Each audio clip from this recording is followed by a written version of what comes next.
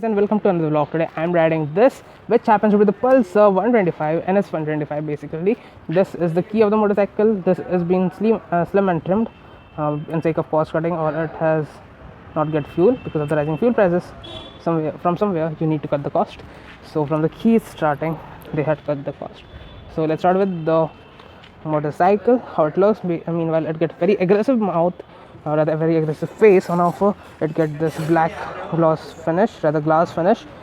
Beside that we get this plastic treatment, and this is how the headlight looks like. This is a halogen setup headlight, and over here we get indicators again in halogen. This is the number plate holder of the motorcycle, telescopic forks used in this, reflectors and multi-spoke alloy wheels and silver treatment, or rather gunmetal treatment.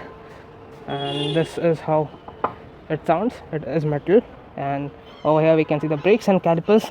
There's no branding on the calipers, so this is localized calipers. Again, reflector on the side.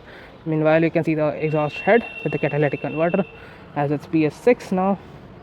And we can see small elements like this, the headlights, Bajaj logo, which more looks like a Bluetooth logo to me. In fact, if we come around, we get 125 badging at the tank. Again, Pulsar badging over here at the tank itself. The tank is of plastic, and it will be of metal. And again, we get this finish, rather to protection for the rider. And from the side, this is how the motorcycle looks like. NS 125 written at here. Rear grab rails looks sturdy. In fact, this has got really a nice treatment. And this is how the rear tail lamps looks like. Number plate holder, indicators in halogen. They could have been given LEDs, and this thing looks really nice. The number plate holder, the treatment over here, especially to me, looks really good. And this is again the rear reflector. This is the rear tire and the swing arm here, which you can see, aluminium swing arm. And this is the 100 section tire at the rear, and it is of 17 inches. At the front we get 80 section tires, and they are again of 17 inches. So this combination has been used in this vehicle. In fact, this is the rear tire hugger. And if you I will recommend it to remove it, because without this motorcycle will kick ass. If you are going to buy the motorcycle, this is how the rear monoshock looks like. It's really nice and bright red color. And this is the rear footstep for the passenger, rather the pillion.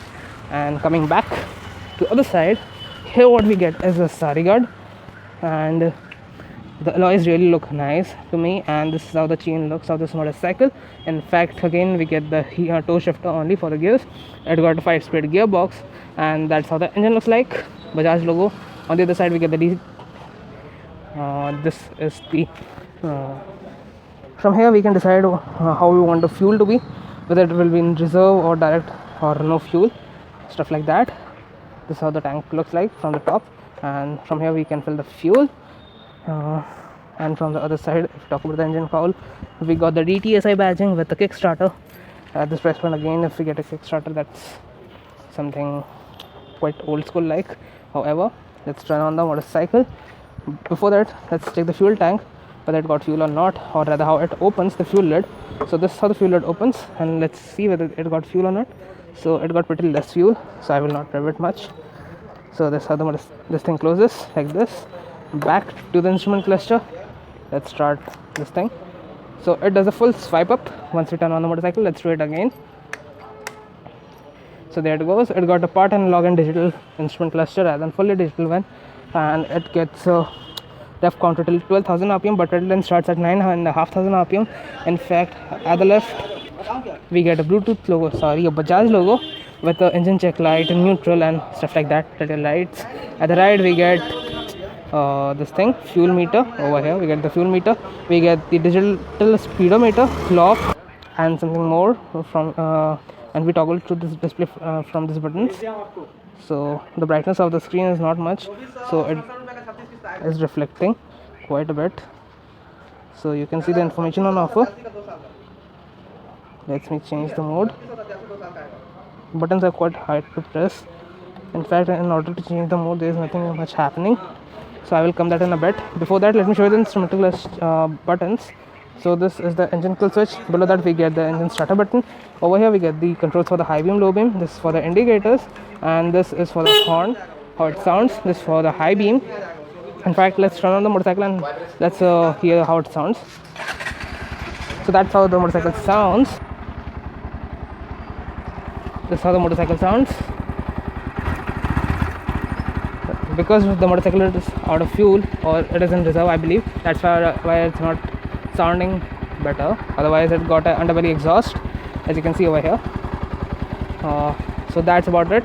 If you guys like this video, make sure to give it a thumbs up, that's the like button, and also subscribe to the channel. I will see you guys in the next video of the Pulsar NS200 and 160 as well. Till then, stay tuned. Bye bye. Over here are quite small. I don't think you can see over here, but it got trip 1, it got trip 2, it got odometer and kilometer, and that's only what it has to offer right now. So that's about it. Let me show you the lights as well. So this is how the lights glow, and this is the high beam. Now it's in low beam. Let me show you the rear tail lights as well. This is how the rear tail lights look like, similar to the Pulsar generations, how it looks. Meanwhile, that's it. So let's check you guys in the next video. Bye.